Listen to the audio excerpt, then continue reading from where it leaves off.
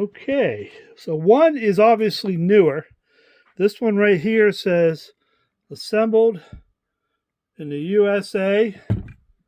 And then if you look at this sticker here, it's different.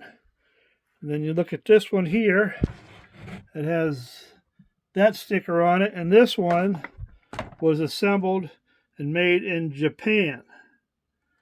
So I believe this is the newer model. So they went from the USA to Japan.